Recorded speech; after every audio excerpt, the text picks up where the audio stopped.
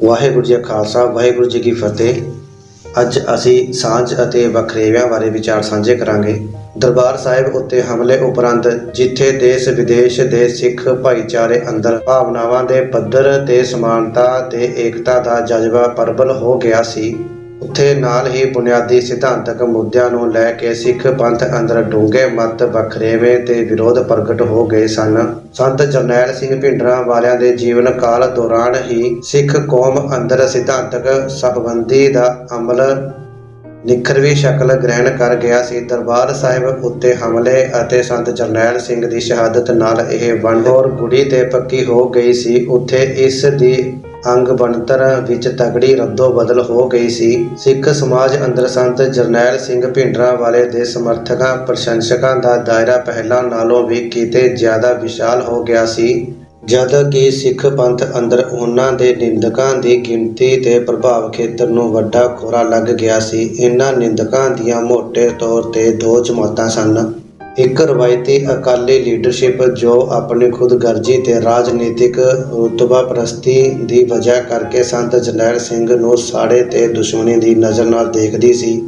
ਦੂਜਾ ਸਿੱਖ ਪੰਥ ਦੀਆਂ ਕੁਲੀਨ ਪਰਤਾਂ ਦੇ ਉਹ ਹਿੱਸੇ ਜੋ ਭਾਰਤੀ ਰਾਜ ਤੇ ਹਿੰਦੂ ਸਮਾਜ ਨਾਲ ਗੂੜ੍ਹੀ ਤੇ ਚਿੜੀ ਤਰ੍ਹਾਂ ਨਾਲ ਜੁੜੇ ਹੋਏ ਸਨ ਅਤੇ ਜਿਸ ਵਜ੍ਹਾ ਕਰਕੇ ਉਹਨਾਂ ਨੂੰ ਸੰਤ ਜਰਨੈਲ ਸਿੰਘ ਦੇ ਧਾਰਮਿਕ, ਰਾਜਨੀਤਿਕ ਦ੍ਰਿਸ਼ਟੀਕੋਣ ਅਤੇ ਅਮਲੀ ਸਰਗਰਮੀਆਂ ਨਾਲ ਤਿੱਖੀ ਚਿੜ ਪੈਦਾ ਹੋ ਗਈ ਸੀ।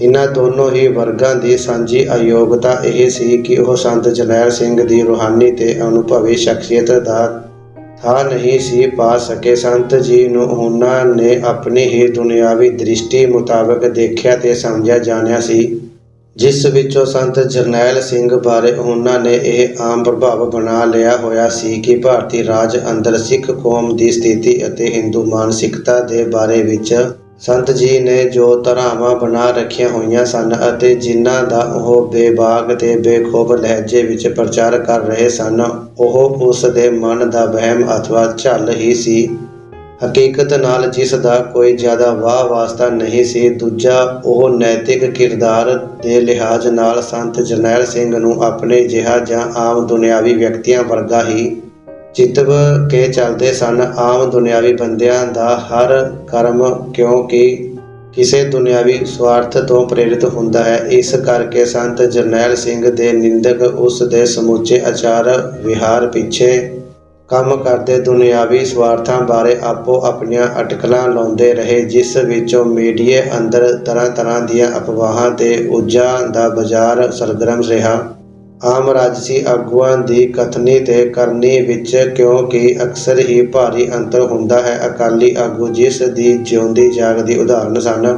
ਇਸ ਕਰਕੇ ਸੰਤ ਜਰਨੈਲ ਸਿੰਘ ਦੇ ਨਿੰਦਕ ਉਸ ਦੇ ਕਥਨਾਂ ਤੇ ਬਿਆਨਾਂ ਨੂੰ ਇਸ ਰੋਸ਼ਨੀ ਵਿੱਚ ਹੀ ਦੇਖਦੇ ਸਨ ਕਿਉਂ ਉਹਨਾਂ ਦੇ ਮਨਾਂ ਵਿੱਚ ਇਹ ਧਾਰਨਾ ਪੱਕੀ ਤਰ੍ਹਾਂ ਵਸ ਗਈ ਹੋਈ ਸੀ ਕਿ ਸੰਤ ਭਿੰਡਰਾਂ ਵਾਲਾ ਸਰਕਾਰ ਦੀ ਉਸ ਪ੍ਰਤੀ ਧਾਰਨ ਕੀਤੀ ਨਰਮ ਨੀਤੀ ਦਾ ਸਦਕਾ ਹੀ ਸ਼ੇਰ ਬਣਿਆ ਹੋਇਆ ਸੀ ਅਤੇ ਸਰਕਾਰ ਨੇ ਜਦੋਂ ਚਾਹਿਆ ਉਹ ਉਸ ਕੋਲੋਂ ਸੌਖ ਨਾਲ ਹੀ ਆਤਮ ਸਮਰਪਣ ਕਰਵਾ ਲਵੇਗੀ ਜਾਂ ਇਨਕਾਰ ਦੀ ਸੂਰਤ ਵਿੱਚ ਉਸ ਨੂੰ ਸੌਖਿਆਂ ਹੀ ਗ੍ਰਿਫਤਾਰ ਕਰ ਲਵੇਗੀ ਅਤੇ ਜ਼ਿਆਦਾ ਹੋਇਆ ਤਾਂ ਉਸ ਨੂੰ ਗੋਲੀਆਂ ਨਾਲ ਭੁੰਨ ਦੇਵੇਗੀ। ਬਸ ਉਹਨਾਂ ਨੂੰ ਇਸ ਗੱਲ ਦੀ ਉੱਕਾ ਹੀ ਤਵੱਕੋ ਨਹੀਂ ਸੀ ਕਿ ਸੰਤ ਜਰਨੈਲ ਸਿੰਘ ਤੇ ਉਸ ਦੇ ਮੁੱਠੀ ਭਰ ਸਮਰਥਕ ਭਾਰਤੀ ਫੌਜ ਨਾਲ ਸੱਚਮੁੱਚ ਵਿੱਚ ਕਰਾਰੀ ਟੱਕਰ ਲੈਣਗੇ ਅਤੇ ਆਪਣੇ ਕਥਨਾਂ ਨੂੰ ਸੱਚਮੁੱਚ ਹੀ ਸੱਚ ਕਰ ਦਿਖਾਉਣਗੇ। ਇਹ ਗੱਲ ਉਹਨਾਂ ਦੀ ਕਲਪਨਾ ਤੋਂ ਬਾਹਰੀ ਸੀ। ਦਰਬਾਰ ਸਾਹਿਬ ਉੱਤੇ ਭਾਰਤੀ ਫੌਜ ਦੇ ਵਹਿਸ਼ੀ ਹਮਲੇ ਦੀ ਠੋਸ ਹਕੀਕਤ ਨੇ ਜਿੱਥੇ ਭਾਰਤੀ ਰਾਜ ਦੀ ਫਿਰਕੂ ਫਾਸੀ ਖਸਲਤ ਅਤੇ ਹਿੰਦੂ ਮਾਨਸਿਕਤਾ ਦੇ ਸਿੱਖ ਦੋਖੀ ਸੁਭਾਅ ਤੇ ਲੱਛਣਾਂ ਬਾਰੇ ਸੰਤ ਜਰਨੈਲ ਸਿੰਘ ਭਿੰਡਰਾਂ ਵਾਲਿਆਂ ਦੀਆਂ ਸਿਧਾਂਤਕ ਧਾਰਨਾਵਾਂ ਦੀ ਜਚਵੀਂ ਤਸਦੀਕ ਕੀਤੀ, ਉੱਥੇ ਸੰਤ ਜਰਨੈਲ ਸਿੰਘ ਤੇ ਉਹਨਾਂ ਦੇ ਜੁਝਾਰੂ ਸੇਵਕਾਂ ਦੁਆਰਾ ਭਾਰਤੀ ਫੌਜ ਦਾ ਸੂਰਮਗਤੀ ਨਾਲ ਮੁਕਾਬਲਾ ਕਰਦੇ ਹੋਏ ਸ਼ਹਾਦਤ ਦਾ ਮੁਕਾਮ ਹਾਸਲ ਕਰ ਜਾਣ ਦੇ ਤੱਥ ਨੇ ਉਹਨਾਂ ਦੇ ਨਿੰਦਕਾਂ ਨੂੰ ਜਗ ਜਹਾਨ ਦੇ ਸਾਹਮਣੇ ਝੂਠੇ ਤੇ ਸ਼ਰਮਸਾਰ ਕਰਕੇ ਰੱਖ ਦਿੱਤਾ ਸੀ। ਇਸ ਤਰ੍ਹਾਂ ਅੰਤਰ ਗਿਆਨ ਦੇ ਸਾਵੇ ਦੁਨਿਆਵੀ ਵਿਦਵਤਾ ਦਾ ਘੁਮੰਡ ਚਕਨਾਚੂਰ ਹੋ ਗਿਆ ਸੀ ਅਤੇ ਇਖਲਾਕੀ ਪਾਕੀਜ਼ਗੀ ਦੀ ਸ਼ਾਨ ਮੂਹਰੇ ਦੁਨੀਆਦਾਰੀ ਸਵਾਰਥਾਂ ਦੀ ਖਿੱਲੀ ਉੱਡ ਗਈ ਸੀ। ਅਕਾਲੀ ਆਗੂਆਂ ਨੂੰ ਪਈ ਇਸ ਰਾਜਨੀਤਿਕ ਤੇ ਨੈਤਿਕ ਝੰਬ ਨੇ ਉਹਨਾਂ ਨੂੰ ਕੱਖੋਂ ਓਲੇ ਕਰਕੇ ਰੱਖ ਦਿੱਤਾ ਸੀ। ਦਰਬਾਰ ਸਾਹਿਬ ਉੱਤੇ ਕਹਿਰ ਭਰੇ ਫੌਜੀ ਹਮਲੇ ਨਾਲ ਜਿੱਥੇ ਉਹਨਾਂ ਦੇ ਚਿਰਾਂ ਤੋਂ ਬਣੇ ਤੁਰੇ ਆ ਰਹੇ ਕੁਝ ਪ੍ਰਮੁੱਖ ਸਿਧਾਂਤਕ ਵਿਸ਼ਵਾਸਾਂ ਦੀਆਂ ਚੁੱਲ੍ਹਾਂ ਹਿੱਲ ਗਈਆਂ ਸਨ, ਉੱਥੇ ਸੰਤ ਜਰਨੈਲ ਸਿੰਘ ਤੇ ਹੋਰਨਾਂ ਜੁਝਾਰੂ ਸਿੰਘਾਂ ਵੱਲੋਂ ਦਿਖਾਈ ਸੂਰਮਗਤੀ ਤੇ ਕੁਰਬਾਨੀ ਦੀ ਸਪਰਿਟ ਮੂਹਰੇ ਉਹ ਆਤਮਿਕ ਤੇ ਇਖਲਾਕੀ ਤੌਰ ਤੇ ਬੌਣੇ ਹੋ ਕੇ ਰਹਿ ਗਏ ਸਨ। ਨਾ ਸਿਰਫ ਸਿੱਖ ਜਨਤਾ ਦੀਆਂ ਨਜ਼ਰਾਂ ਵਿੱਚ ਸਗੋਂ ਖੁਦ ਆਪਣੀਆਂ ਹੀ ਨਜ਼ਰਾਂ ਵਿੱਚ ਵੀ, ਪਰ ਉਹਨਾਂ ਵਿੱਚ ਇੰਨਾ ਇਖਲਾਕੀ ਤਾਣ ਨਹੀਂ ਸੀ ਕਿ ਉਹ ਇਸ ਸੱਚਾਈ ਦਾ ਖੁੱਲ੍ਹਮ ਖੁੱਲ੍ਹਾ ਇਕਬਾਲ ਕਰ ਲੈਂਦੇ। ਇਸ ਕਰਕੇ ਬਾਹਰੀ ਰੂਪ ਵਿੱਚ ਉਹਨਾਂ ਭਲੇ ਹੀ ਇਸ ਸੱਚਾਈ ਤੋਂ ਇਨਕਾਰੀ ਹੋਣ ਦਾ ਝੂਠਾ ਅੰਦਾਜ਼ ਧਾਰਨ ਕਰੀ ਰੱਖਿਆ, ਪਰ ਆਂਤਰਿਕ ਤੌਰ ਤੇ ਉਹ ਬੁਰੀ ਤਰ੍ਹਾਂ ਟੁੱਟ ਹਾਰ ਗਏ ਸਨ, ਜਿਸ ਕਰਕੇ ਹਮਲੇ ਤੋਂ ਬਾਅਦ ਕੋਈ ਵੀ ਅਕਾਲੀ ਆਗੂ ਸੰਤ ਜਰਨੈਲ ਸਿੰਘ ਦੀ ਖੁੱਲ੍ਹੇ ਰੂਪ ਵਿੱਚ ਨਿੰਦਿਆ ਕਰਨ ਦੀ ਹਿੰਮਤ ਨਹੀਂ ਸੀ ਜੁਟਾ ਸਕਿਆ। ਸਿਰਫ ਰਾਜਸੀ ਮਜਬੂਰੀ ਕਰਕੇ ਨਹੀਂ, ਆਪਣੇ ਅੰਦਰਲੀ ਸ਼ਰਮ ਕਰਕੇ ਵੀ ਇਸ ਤੱਤ ਨੇ ਪਤਵੰਤੇ ਸਿੰਘ ਵਿਦਵਾਨ ਹਲਕਿਆਂ ਦੇ ਪ੍ਰਤੀਕਰਮ ਉੱਤੇ ਵੀ ਆਪਣਾ ਪ੍ਰਭਾਵ ਛੱਡਿਆ। ਹਮਲੇ ਤੋਂ ਪਹਿਲਾਂ ਇਹ ਵਰਗ ਆਮ ਕਰਕੇ ਸੰਤ ਜਰਨੈਲ ਸਿੰਘ ਭਿੰਡਰਾਂਵਾਲਿਆਂ ਦਾ ਮੂੰਹ ਫੱਟ ਆਲੋਚਕ ਬਣਿਆ ਹੋਇਆ ਸੀ, ਪਰ ਅਕਾਲੀ ਆਗੂਆਂ ਦੇ ਉਲਟ, ਕਿਉਂਕਿ ਇਸ ਵਰਗ ਦੀਆਂ ਕੋਈ ਰਾਜਨੀਤਿਕ ਮਜਬੂਰੀਆਂ ਨਹੀਂ ਸਨ, ਪਰ ਇਸ ਕਰਕੇ ਹਮਲੇ ਤੋਂ ਬਾਅਦ ਵੀ ਇਸ ਵਰਗ ਨੇ ਸੰਤ ਜਰਨੈਲ ਸਿੰਘ ਵਿਰੁੱਧ ਲਿਖਣਾ ਬੋਲਣਾ ਭਾਵੇਂ ਪੂਰੀ ਤਰ੍ਹਾਂ ਬੰਦ ਨਹੀਂ ਸੀ ਕੀਤਾ, ਪਰ ਇਸ ਆਲੋਚਨਾ ਵਿੱਚ ਹੁਣ ਪਹਿਲਾਂ ਵਾਲਾ ਢੰਗ ਤੇ ਨੈਤਿਕ ਤਾਣ ਨਹੀਂ ਸੀ ਰਿਹਾ। ਇਸ ਵਰਗ ਦੀਆਂ ਕੁਝ ਪਰਤਾਂ ਨੇ ਦਰਬਾਰ ਸਾਹਿਬ ਉੱਤੇ ਹੋਏ ਫੌਜੀ ਹਮਲੇ, ਦਰਬਾਰ ਸਾਹਿਬ ਭਵਨ ਸਮੂਹ ਦੀ ਕੋਈ ਭਿਆਨਕ ਤਬਾਹੀ ਅਤੇ ਫੌਜ ਦੁਆਰਾ ਆਮ ਸਿੱਖ ਸ਼ਰਧਾਲੂਆਂ ਉੱਤੇ ਢਾਹੇ ਗਏ ਵਹਿਸ਼ੀ ਅਤਿਆਚਾਰ ਦੀ ਬਹੁਤ ਤਿੱਖੀ ਤੇ ਜਿਗਰੀ ਪੀੜ ਮਹਿਸੂਸ ਕੀਤੀ ਸੀ। ਇਸ ਪੀੜ ਦੀ ਵਿਸ਼ੇਸ਼ ਗੱਲ ਇਹ ਸੀ ਕਿ ਇਸ ਵਿੱਚ ਗੁੱਸੇ ਨਾਲੋਂ ਸਦਮੇ ਦਾ ਅੰਸ਼ ਵਧੇਰੇ ਮਾਤਰਾ ਵਿੱਚ ਸੀ, ਅਤੇ ਇਸ ਸਦਮੇ ਦਾ ਸਬਬ ਨਿਰੋਲ ਧਾਰਮਿਕ ਸੰਵੇਦਨਾ ਨਹੀਂ ਸੀ, ਨਿਰੋਲ ਵਿਅਕਤੀਗਤ ਪੱਧਰ ਤੇ ਭਾਵਨਾਵਾਂ ਦਾ ਉਬਾਲਾ ਜਾਂ ਉਛਾਲਾ ਵੀ ਨਹੀਂ ਸੀ। ਇਸ ਵਿੱਚ ਧਾਰਮਿਕ ਸੰਵੇਦਨਾ ਦੇ ਨਾਲ ਸਿਧਾਂਤਕ ਸੰਵੇਦਨਾ ਦਾ ਤੱਤ ਉਲਝਿਆ ਹੋਇਆ ਸੀ। ਦਰਬਾਰ ਸਾਹਿਬ ਉੱਤੇ ਹਮਲੇ ਨਾਲ ਪਤਵੰਤੇ ਸਿੱਖ ਵਿਦਵਾਨ ਵਰਗ ਦੀਆਂ ਸਿਰਫ ਧਾਰਮਿਕ ਭਾਵਨਾਵਾਂ ਹੀ ਜ਼ਖਮੀ ਨਹੀਂ ਸੀ ਹੋਈਆਂ, ਇਸ ਨਾਲ ਉਹਨਾਂ ਦੀਆਂ ਕੁਝ ਅਹਿਮ ਸਿਧਾਂਤਕ ਮਾਨਤਾਵਾਂ ਦਾ ਵੀ ਸਤ ਭੰਗ ਹੋ ਗਿਆ ਸੀ। ਇਹ ਇੱਕ ਮੰਨੀ ਪ੍ਰਮੰਨੀ ਸੱਚਾਈ ਹੈ ਕਿ ਵਿਦਵਾਨ ਭਾਈਚਾਰੇ ਲਈ ਉਹਨਾਂ ਦੇ ਸਿਧਾਂਤਕ ਅਕੀਦੇ ਧਾਰਮਿਕ ਵਿਸ਼ਵਾਸਾਂ ਜਿੰਨੇ ਹੀ ਪਵਿੱਤਰ ਹੁੰਦੇ ਹਨ। ਇਹਨਾਂ ਅਕੀਦਿਆਂ ਨਾਲ ਉਹਨਾਂ ਦਾ ਬਹੁਤ ਕੁਝ ਜੁੜਿਆ ਹੁੰਦਾ ਹੈ। ਉਹਨਾਂ ਦੀ ਰੋਜੀ ਰੋਟੀ, ਪਛਾਣ, ਰੁਤਬਾ, ਇੱਜ਼ਤ ਤੇ ਮਾਣ, ਵਡਿਆਈ ਆਦਿ ਗੱਲ ਕੀ ਜ਼ਿੰਦਗੀ ਦੀ ਸਮੁੱਚੀ ਮਾਦੀ ਤੇ ਰੂਹਾਨੀ ਦੌਲਤ ਇਹਨਾਂ ਨਾਲ ਜੁੜੀ ਤੇ ਇਹਨਾਂ ਦੀ ਰਿਣੀ ਹੁੰਦੀ ਹੈ। ਇਸ ਕਰਕੇ ਜਦ ਕਿਸੇ ਕਾਰਵਾਈ ਜਾਂ ਘਟਨਾ ਕਰਮ ਸਦਕਾ ਉਹਨਾਂ ਦੇ ਪਰਮ ਪਵਿੱਤਰ ਸਿਧਾਂਤਕ ਅਕੀਦਿਆਂ ਨੂੰ ਜਰਬ ਪਹੁੰਚਦੀ ਹੈ ਅਥਵਾ ਇਹਨਾਂ ਦੀ ਪ੍ਰਮਾਣਿਕਤਾ ਉੱਤੇ ਪ੍ਰਸ਼ਨ ਚਿੰਨ੍ਹ ਲੱਗ ਜਾਂਦਾ ਹੈ, ਤਾਂ ਉਹਨਾਂ ਲਈ ਇਹ ਘਟਨਾ ਕਿਸੇ ਪਰਲੋ ਤੋਂ ਘੱਟ ਨਹੀਂ ਹੁੰਦੀ। ਇਸ ਨਾਲ ਉਹਨਾਂ ਨੂੰ ਆਪਣਾ ਸਾਰਾ ਸੰਸਾਰ ਉਜੜਦਾ ਪ੍ਰਤੀਤ ਹੋਣ ਲੱਗ ਪੈਂਦਾ ਹੈ। ਉਹਨਾਂ ਦੇ ਜੀਵਨ ਭਰ ਦੀ ਕਮਾਈ ਤੇ ਰੂੜ ਪੁੜ ਜਾਣ ਦਾ ਖਤਰਾ ਉਹਨਾਂ ਦੇ ਸਾਹ ਸੂਤ ਲੈਂਦਾ ਹੈ। ਇਹ ਇਸ ਵਰਗ ਦਾ ਆਮ ਲੱਛਣ ਹੈ। ਇਸ ਦ੍ਰਿਸ਼ਟੀ ਤੋਂ ਵੇਖਿਆ ਭਾਰਤ ਅਤੇ ਭਾਰਤੀ ਰਾਜ ਨਾਲ ਗਹਿਰਾ ਲਗਾਓ ਰੱਖਣ ਵਾਲੇ ਅਤੇ ਹਿੰਦੂ ਧਰਮ, ਸੰਸਕ੍ਰਿਤੀ ਤੇ ਸਮਾਜ ਨਾਲ ਸਿੱਖਾਂ ਦੀ ਅਟੁੱਟ ਗੂੜ੍ਹੀ ਤੇ ਗਹਿਰੀ ਸਕਦਾਰੀ ਦਾ ਹੋਕਾ ਦੇਣ ਵਾਲੇ ਪਤਵੰਤੇ ਸਿੱਖ ਵਿਦਵਾਨ ਭਾਈਚਾਰੇ ਲਈ ਦਰਬਾਰ ਸਾਹਿਬ ਉੱਤੇ ਹਮਲੇ ਦੀ ਘਟਨਾ ਸੱਚਮੁੱਚ ਹੀ ਕਿਸੇ ਪਰਲੋ ਤੋਂ ਘੱਟ ਨਹੀਂ ਸੀ। ਉਹਨਾਂ ਨੇ ਆਪਣੇ ਮਨਾਂ ਵਿੱਚ ਭਾਰਤੀ ਰਾਜ ਦੇ ਜਮਹੂਰੀ ਤੇ ਸੈਕੂਲਰ ਹੋਣ ਬਾਰੇ ਅਤੇ ਹਿੰਦੂ ਸਮਾਜ ਦੀ ਧਾਰਮਿਕ ਰਵਾਦਾਰੀ ਤੇ ਸਹਿਣਸ਼ੀਲਤਾ ਬਾਰੇ ਗੂੜ੍ਹ ਵਿਸ਼ਵਾਸ ਪਾਲ ਰੱਖੇ ਹੋਏ ਸਨ। ਇਹਨਾਂ ਵਿਸ਼ਵਾਸਾਂ ਦਾ ਉਹਨਾਂ ਨੂੰ ਬਹੁਤ ਆਸਰਾ ਤੇ ਧਾਰਵਾਸ ਸੀ। ਇਸ ਨਾਲ ਉਹ ਭਾਰਤ ਅੰਦਰ ਆਪਣੇ ਆਪ ਨੂੰ ਸੁਰੱਖਿਅਤ ਤੇ ਬੇਖਟਕ ਮਹਿਸੂਸ ਕਰਦੇ ਸਨ। ਉਹ ਇਸ ਸੁਖਦ ਅਹਿਸਾਸ ਦਾ ਪੱਲਾ ਨਹੀਂ ਸੀ ਛੱਡਣਾ ਚਾਹੁੰਦੇ, ਕਿਉਂਕਿ ਇਸ ਨਾਲ ਉਹਨਾਂ ਦੇ ਜੀਵਨ ਅੰਦਰ ਵੱਡਾ ਉਖੇੜਾ ਆਉਂਦਾ ਸੀ। ਚੱਤੋ ਪਹਿਰ ਬਹੁਗਿਣਤੀ ਭਾਈਚਾਰੇ ਦੇ ਭੈ ਅਤੇ ਡਰਾਵੇ ਹੇਠ ਰਹਿਣਾ ਬਹੁਤ ਭਿਆਨਕ ਤੇ ਦੁਖਦਾਇਕ ਹੁੰਦਾ ਹੈ।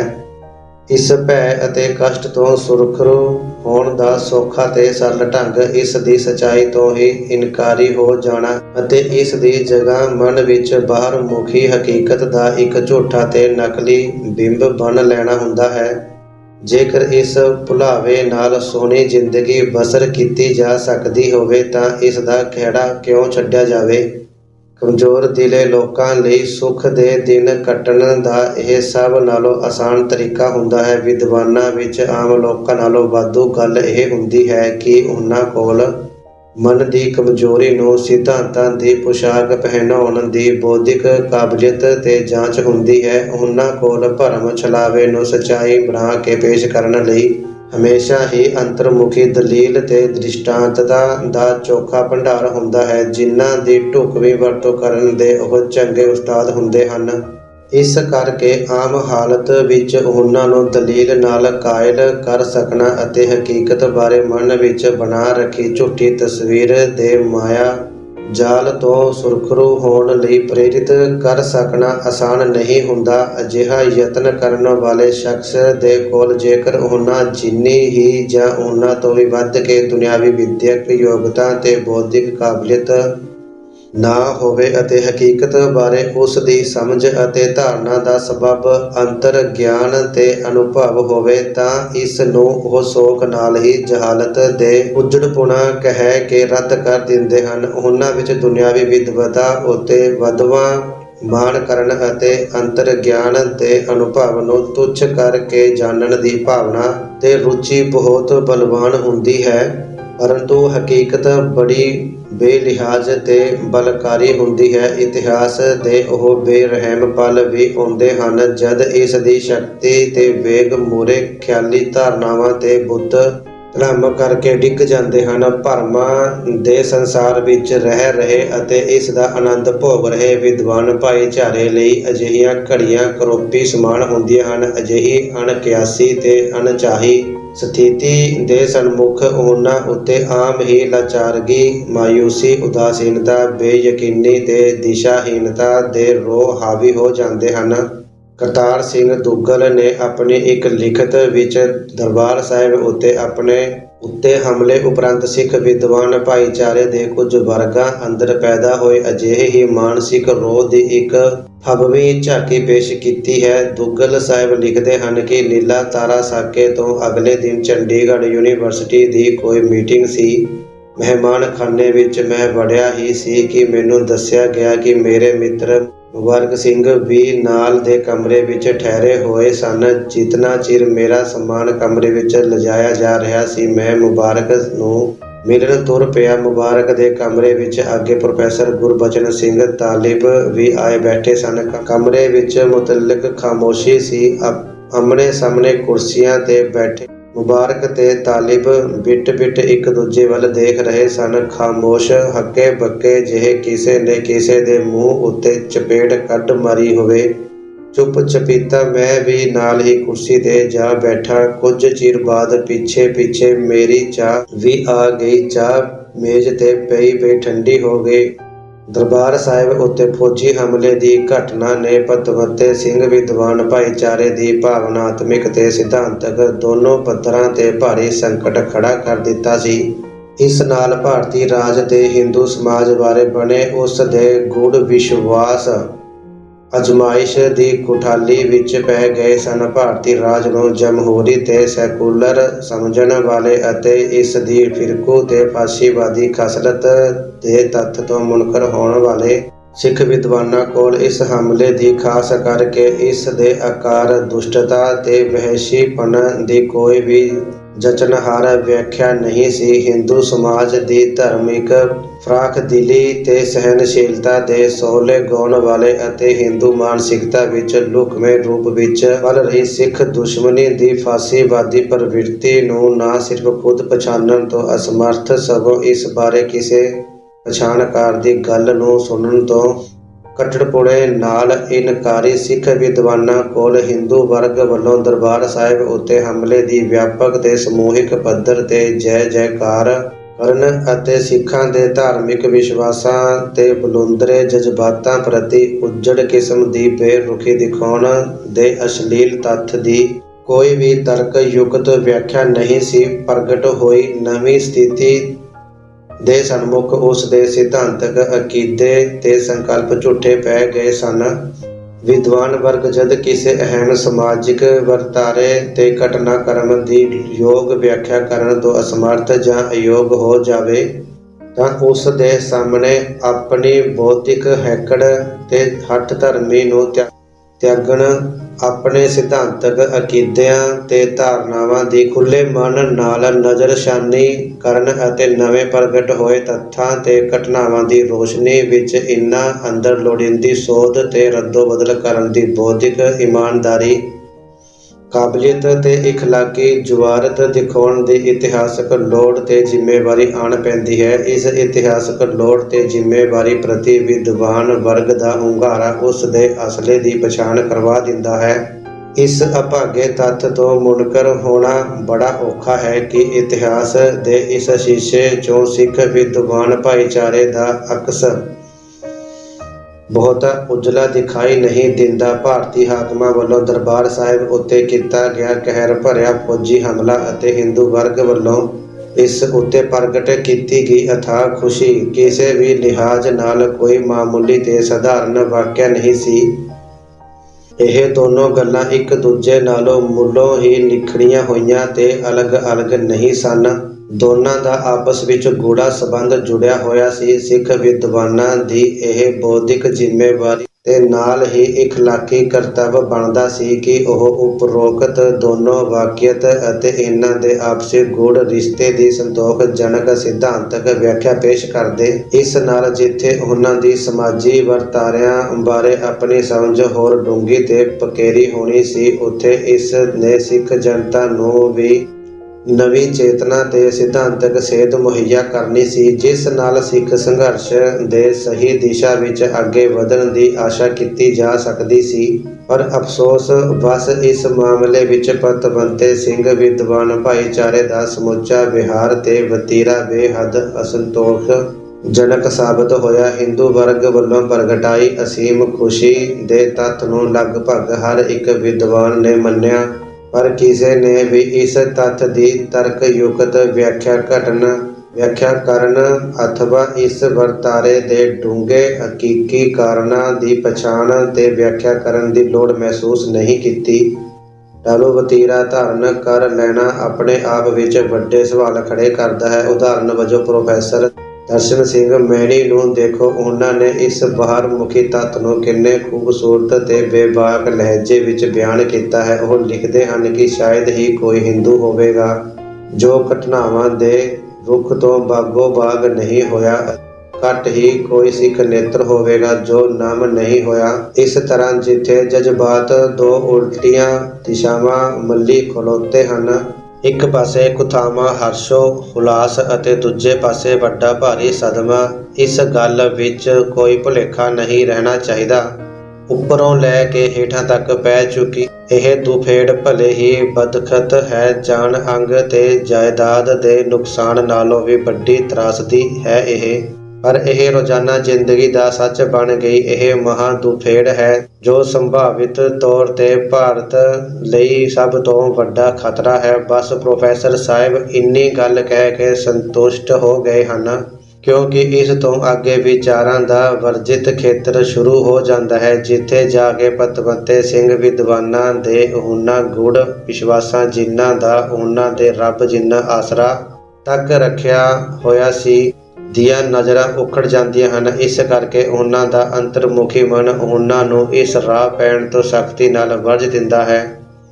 ਰਾਸ਼ਟਰ ਭਗਤ ਸਿੱਖ ਵਿਦਵਾਨ ਵਰਗ ਨੇ ਦਰਬਾਰ ਸਾਹਿਬ ਉੱਤੇ ਹਮਲੇ ਦੇ ਪਿੱਛੇ ਕੰਮ ਕਰਦੇ ਅਸਲੀ ਡੂੰਘੇ ਕਾਰਨਾਂ ਤੇ ਮਨੋਰਥਾਂ ਨੂੰ ਗਹਿਰਾਈ ਵਿੱਚ ਜਾ ਕੇ ਸਮਝਣ ਅਤੇ ਇਸ ਸਮਝ ਦੀ ਤੇਜ਼ ਰੋਸ਼ਨੀ ਵਿੱਚ ਭਾਰਤੀ ਹਾਕਮਾਂ ਦੀ ਝੂਠ ਬਿਆਨੀ, ਮਕਾਰੀ ਤੇ ਦੁਸ਼ਟਤਾ ਨੂੰ ਜੱਗ ਸਾਹਮਣੇ ਬੇਪਰਦ ਕਰਨ ਦੀ ਥਾਵੇਂ ਹਮਲੇ ਦੀ ਲੋੜ ਤੇ ਨੌਬਤ ਪੈਦਾ ਹੋ ਜਾਣ ਬਾਰੇ ਭਾਰਤੀ ਹਾਕਮਾਂ ਦੁਆਰਾ ਪੇਸ਼ ਕੀਤੇ ਗਏ ਤਰਕ ਨੂੰ ਮੁੱਲ ਰੂਪ ਵਿੱਚ ਪ੍ਰਵਾਨ ਕਰ ਲਿਆ ਸੀ।